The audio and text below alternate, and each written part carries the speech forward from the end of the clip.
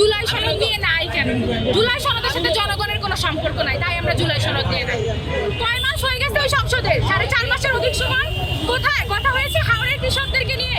কথা হয়েছে যে শিশুরা মারা যাচ্ছে অন্তর্বর্তীকালীন সরকারের কিছু মুনাফা অর্জনের জন্য ওই বুড়ি ইউনুস এতগুলো শিশুকে হত্যা করলো, তাকে নিয়ে কথা হচ্ছে?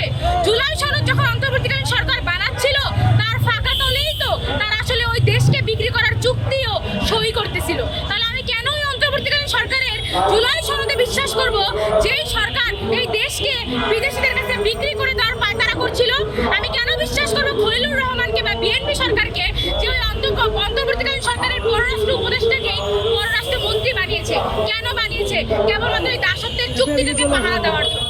আমি জনগণের উদ্দেশ্যে বলতে চাই আমরা যে এই চুক্তি যদি বাস্তবায়িত হয় তাহলে জনগণের, এই দেশের জনগণ হাতে এবং পানিতে মরবে। তাদেরকে মারার জন্যই ওই সংসদ পায়তারা করতেছে। সুতরাং বর্তমানের মুখ্য প্রশ্ন, বর্তমানের রাজনৈতিক সামাজিক বাস্তবতায় প্রধান দ্বন্দ্ব আসলে আমাদের এই চুক্তিটা। ওই চুক্তি কোনোভাবেই বাস্তবায়িত হতে দেওয়া যাবে না।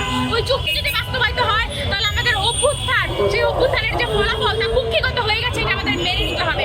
আমাদের মেনে নিতে হবে যে আসলে এই দেশে আরো অনেকগুলো অভ্যুত্থান করা এখনো আমাদের দায়িত্ব এবং কর্তব্যের মধ্যে পড়ছে। আচ্ছা আপু, আপনি কি বলতে চাচ্ছেন আসলে সরকারের জনগণের উপরে ভর করে এই ক্ষমতায় টিকে থাকতে চাইতো, তাহলে তারা জনগণের স্বার্থটাকেই প্রধান স্বার্থ হিসেবে দেখতো, কিন্তু তারা জনগণের স্বার্থকে প্রধান স্বার্থ হিসেবে দেখছে না।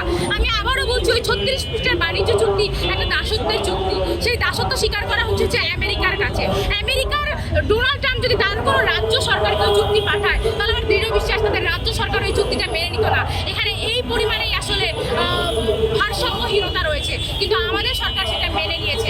কেন মেনে নিয়েছে? মেনে নিয়েছে কারণ তারা ওই ক্ষমতার চেয়ারটা ধরে রাখতে চায় মার্কিনীদের উপরে ভর করে। ডোনাল্ড ট্রাম্পের ইশারা থাকলে তারা ক্ষমতায় থাকতে পারবে, এটাই তারা মনে করে।